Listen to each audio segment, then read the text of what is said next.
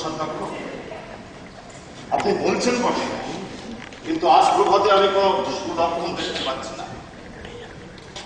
মনটা বলুন কেমন যেন কু গাইছে।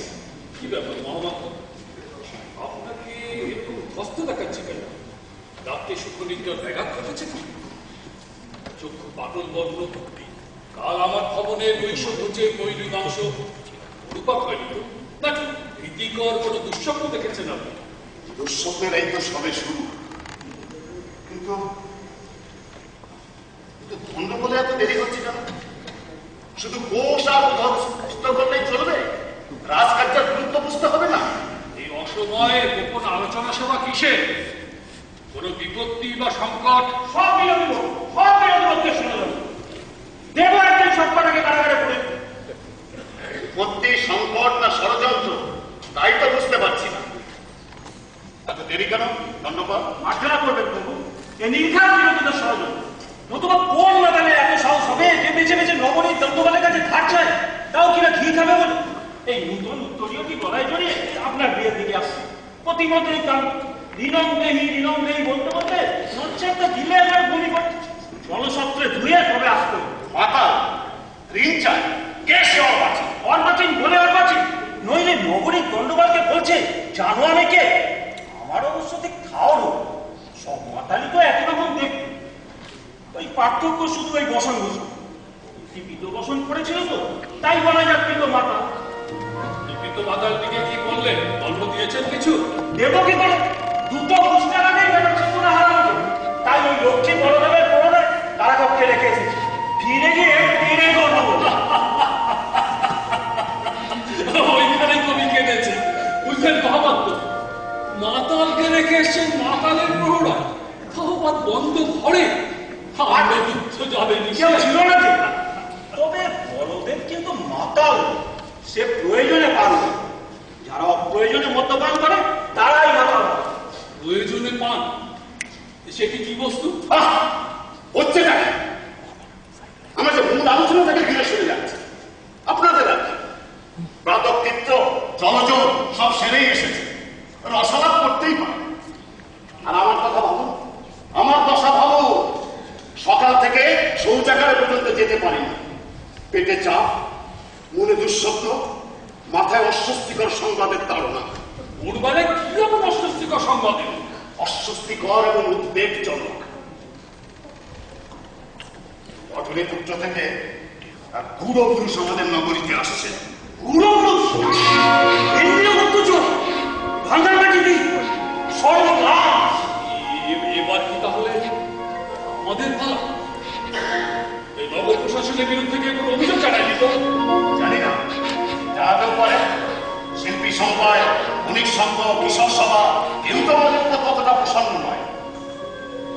তবে গুরু পুরুষ আসছেন কিন্তু ছদ্মবেশে এবং গোপন অভিসন্ধি নিয়ে। ছদ্মবেশ, গোপন অভিসন্ধি? অস্বাভাবিক, খুবই অস্বাভাবিক, রহস্যময় এবং অস্বস্তিকর। ঠিক, ঠিকই তো। আমি কাল রাতের স্বপ্নে এমনি একটা সন্দেহের আভাস, অথবা বলা যেতে পারে আভাসের সন্দেহ পেয়েছিলাম। স্বপ্নে? স্বপ্ন বলতে পারেন। স্পষ্ট যেন দেখতে পেলাম আমার খাটের নিচ থেকে এত বড় এক কালো সুচুন্দর বেরিয়ে এসে কক্ষের আনাচে কানাচে কি যেন শুনছে। তার শরীরের দুর্গন্ধে কাতর হয়ে যেই না আমি নাক কুচকেছি, অমনি সেবাটা বিশাল ভোগ নাচিয়ে আমার দিকে তাকিয়ে খিলখিল করে হেসে নিমেষে উঠা। আচ্ছা কোষাধ্যক্ষ, ছুঁচো কি হাসতে পারে?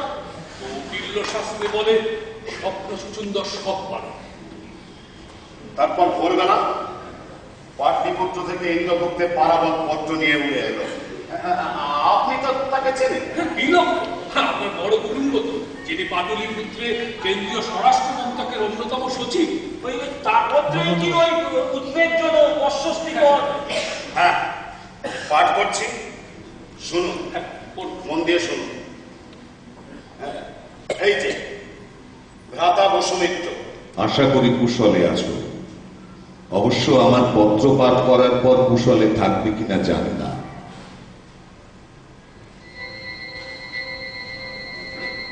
মন্ত্রকে বিশ্বস্ত সূত্রে জেনেছি, কয়েকদিন আগে কেন্দ্রীয় তদন্ত সংস্থা তোমাদের নগরীতে এক উচ্চ পদস্থ গূঢ় পুরুষ প্রেরণের সিদ্ধান্ত নিয়েছেন। তিনি যাবেন ছদ্মবেশে, অজ্ঞাতসারে, গোপন অভিসন্ধি নিয়ে।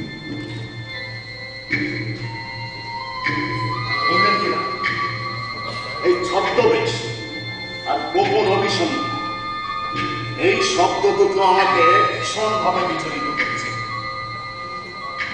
বিচলিত হওয়ার মতো শব্দই তো বটে। আমি যতদূর শুনেছি, চণ্ডাশোক থেকে ধর্মাশোকে পরিবর্তিত হয়ে সম্রাট বিভিন্ন নগরীতে ধর্মপরায়ণ গুপ্তচর প্রেরণ করছে তথ্য সংগ্রহের উদ্দেশ্যে। নগরীর পাঠানো তথ্যে তিনি আর ভরসা রাখতে পারছেন। এই সংগ্রহিত তথ্যে তিনি পূজা মঙ্গলের নতুন এক প্রকল্প রচনা করবেন, মানে ওই দুষ্টের দমন আর শিষ্টের পালন। খাচ্ছিল তাদের তার গুণে সে জানি। আমি ভাবছি প্রশাসনের কাজ যখন, তখন তো প্রশাসনের সহযোগিতায় রেড করা কথা। এক্ষেত্রে নগর প্রশাসনকে অন্ধকারে রেখে গোপনে কেন্দ্রীয় গুপ্তচর অস্বাভাবিক। কৌটিল্য একে আপৎকালীন বিধান করেছে। আপৎকাল কিভাবে এসে গেল? হায় ঈশ্বর! হায় তথাগত! বেঁচে বেঁচে শেষে আমাদের পেছনেই তদন্ত পাস। মল যে লেপটে আছে প্রচুর। অল্প খোঁচাখুচিতেই যা গন্ধ বেরোবে না, সমগ্র প্রাচ্য পথ একেবারে সুরভিত হয়ে উঠবে। হচ্ছে কেন? আমরা যে মূল আলোচনা থেকে দূরে সরে যাচ্ছি।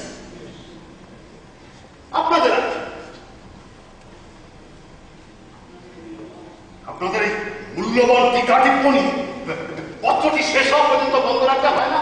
বিলম্ব বিলম্ব, পুরো সংবাদ যদি আমাদের জানা প্রয়োজন। ধন্যবাদ। আপনি মূর্খের মতন হঠাৎ মাঝে পড়ে এরকম অযাচিত মন্তব্য করতে জানতেন। একেই বলেছে যত দোষ বন্দোবস্ত। আমি যেন একাই বলছিলাম। তা যাকে ওই পত্রটি পড়া শেষ হয়। হ্যাঁ, শুনুন, কোথায় যেন তিনি যাবেন ছদ্মবেশে, গোপন অভিসন্ধি নিয়ে। হয়তোবা তিনি ইতিমধ্যে পৌঁছেও গিয়েছেন। সে কি পৌঁছেও গিয়েছে? সর্বনাশের আর বাকি আছে নাকি? দাঁড়ান দাঁড়ান, আরো আছে। ইন্দ্রগুপ্ত লিখছেন, আমি জানি যে তুমি এবং নগর পরিষদে তোমার সহযোগীরা সকলেই সততার প্রতীক। তবু ব্যঞ্জনে লবণের মতন ক্ষমতাবানের সততার মাঝে কিছু অপরিহার্য ছিদ্র থাকবেই। স্মরণ রাখবে, তোমাদের কাছে যে উপঢৌকন স্বাভাবিক প্রাপ্য মনে হয়, তা কিন্তু তদন্তকারী গূঢ় পুরুষের চক্ষে উৎকোচ রূপে প্রতিভাত হতে পারে। অবিলম্বে ছদ্মবেশী গুপ্ত পুরুষকে চিহ্নিত করে তার সন্তুষ্টি বিধানের প্রচেষ্টা করো। জানবে, মুদ্রা, নারী ও সুরা অসম্ভবকে সম্ভব করে। ভগিনীকে বলবে, মাতার শরীর প্রশস্ত হয়েছে, বাকিটা নিতান্তই পারিবারিক।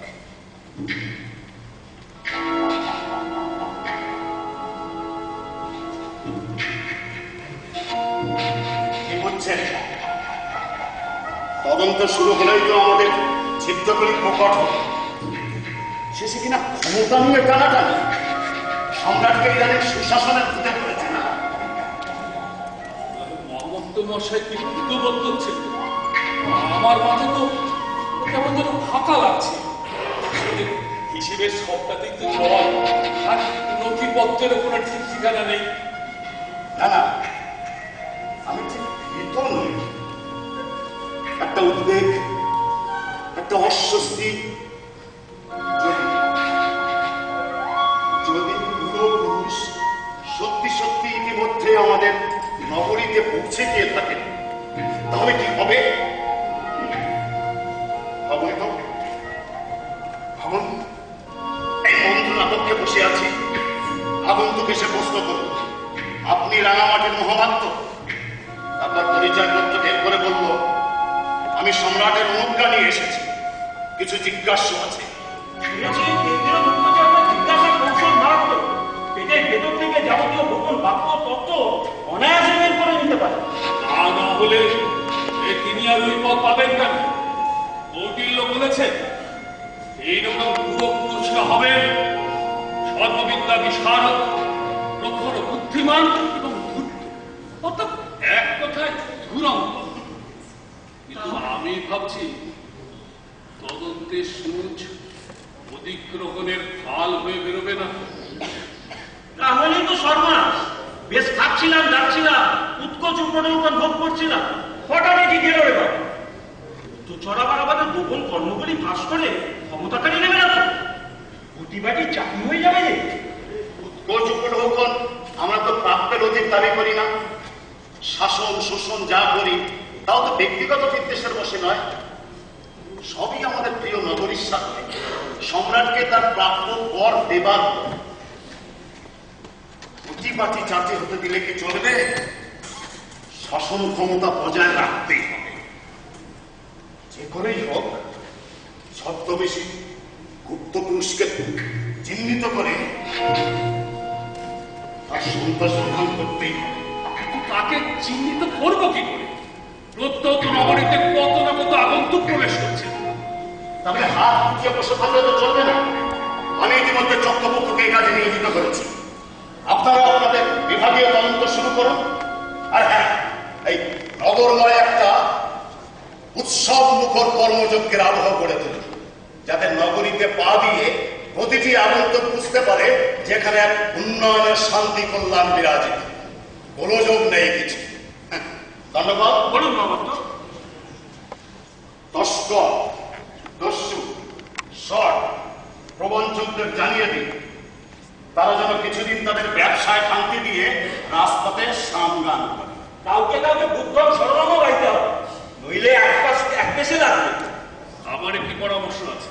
হ্যাঁ বলুন। বণিক সংঘ, শিল্পী সমবায় এবং কৃষক সভার মুখ্য সদস্যদের পুরস্কার এবং সম্বর্ধনা দেওয়ার প্রস্তাব গ্রহণ করুন। তারা যে সবাই আমাদের প্রতি অপ্রসন্ন, এ তো বিশেষ করে সম্রাটকে দেওয়া করের উপর অতিরিক্ত 5% নগদ শুল্ক ধার্য করার পর থেকে। সেই জন্যই তো তাদের অসমসে রাখা প্রয়োজন, যাতে তদন্তকারীকে কেউ কোনো অভিযোগ জানাতে না পারে। কিন্তু তারা যদি এই প্রস্তাব অস্বীকার করে? পুরস্কার দেবে না, সে সম্ভাবনা নেই। মানুষ তো লোভ এবং মোহের দাস। আর তাছাড়া এই দণ্ডপালের ঝটিকা বাহিনীর ভয় আছে না? কি বলেছে? বিলক্ষণ বিলক্ষণ। হ্যাঁ বলেছেন বলে, ছোটিকা বাহি। তবে তাই হোক, আপনার কোনো পরামর্শ? হ্যাঁ, আমি বলি কি, দুই দল শ্রমিক নিয়োগ করা হবে।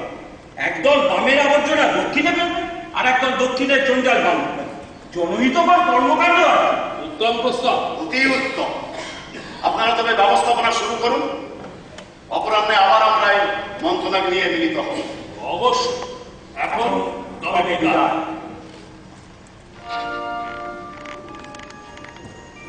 পাতাল থেকে দহন করা বাকি রয়ে গেল, কিন্তু সে বেটা তো কপর দখি।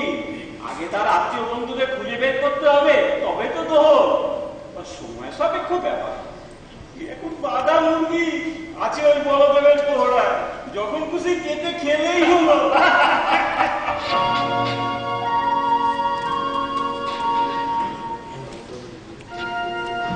নমস্কার মহারাজ। চক্রবর্তী বলল আপনি আমাকে স্মরণ করেছেন, কে নাকি আসবেন। আসবেন নাকি এসে গিয়েছেন তাই তো বুঝতে পারছি না। সেই জন্যই তো আপনাকে ডেকেছি। রাজধানীর যাবতীয় সংবাদ তো পয়সাধারীকেরই প্রথম জানবার কথা। কোন সংবাদের কথা বলছেন বলুন তো?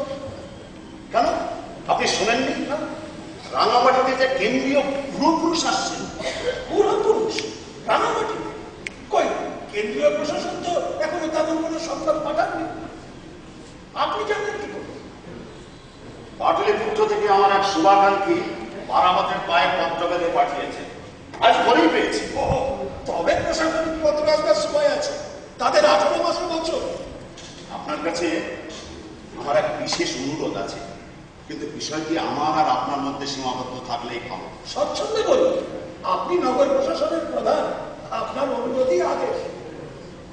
আমি কিন্তু আপনাকে মিত্র বলেই মনে করি, অধীনস্থ কর্মচারী নয়। আর এই অনুরোধ আমাদের প্রিয় নগরীর স্বার্থে। আমি বলল, আপনি বলুন কি করতে হবে। রাঙামাটি থেকে যে সমস্ত পত্র পাটলিপুত্রে যায় সেগুলো প্রেরণ করবার পূর্বে যদুমুদ্রা ভেঙে পাঠ করতে হবে। সে তো আমি করেই থাকি, নইলে সময় কাটে না। তবে সত্য সত্যি যদুমুদ্রা ভেঙে আবার লাগানো কি সোজা কাজ? উত্তম, অতি উত্তম। এ কাজে আপনার তবে দক্ষতা আছে। নিজ মুখে কি আর বলবো।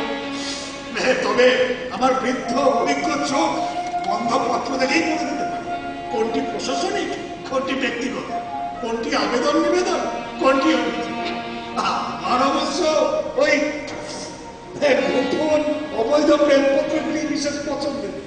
ওগুলি পাঠে কেমন যেন একটা গোপন অপ্রকাশিত কাব্য পাঠের রোমাঞ্চ হয়। এই কয়েকটি তো বেশ উচ্চমানের নিদর্শন নিজের কাছে রেখে দিয়েছি। এই প্রাণে ধরে প্রাপককে পাঠাতে পারিনি।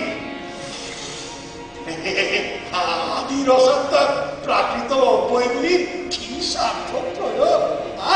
আপনাকে দেবো না, অবসরের জন্য দেখবেন শরীরে ও মনে এক অদ্ভুত উদ্দীপনা। সে দেখা যাবে, কিন্তু আমার অনুরোধ আজ থেকে এক পক্ষকাল সমস্ত পত্র আপনি করবেন, তবে খুব গোপনে, কেউ যেন জানতে না পারে। যদি কোনো পত্রে আমার অথবা নগর প্রশাসনের বিরুদ্ধে কোনো অভিযোগ, বিদ্বেষ অথবা বিরূপ সমালোচনা থাকে, সেগুলি বিনষ্ট করবেন অথবা হারিয়ে ফেলবেন। সব পত্র পাঠ করতে হবে, সব? এ পত্র যে প্রচুর। এই বৃদ্ধ বয়সে কি আছে, নগরীর স্বার্থে, আমাদের স্বার্থে একটু অতিরিক্ত পরিশ্রম করলেনই। এর বৃদ্ধ বয়সে এত পত্র পড়া। বুঝছেন তো, গোপন তদন্তের কথা হচ্ছে। এই সময় যদি কোনো অভিযোগপত্র অথবা বিরূপ সমালোচনা রাজধানীতে পৌঁছায়, অবশ্য নগর প্রশাসন নগদ ভাতায় আপনার পরিশ্রমের মূল্য দেবে। নগদ না? বেশ বেশ বেশ। গৃহিণী কিছুদিন যাব একটি সোনার নিধিবন্ধের আবদার করেছে। অধিকরণে দিয়ে তবে কাজ শুরু করে দিচ্ছি। আজকের পত্রগুলি ইতিমধ্যে নিশ্চয়ই এসে গেছে। আপনি নিশ্চিন্ত থাকবেন, আপনার অনুরোধ অক্ষরে অক্ষরে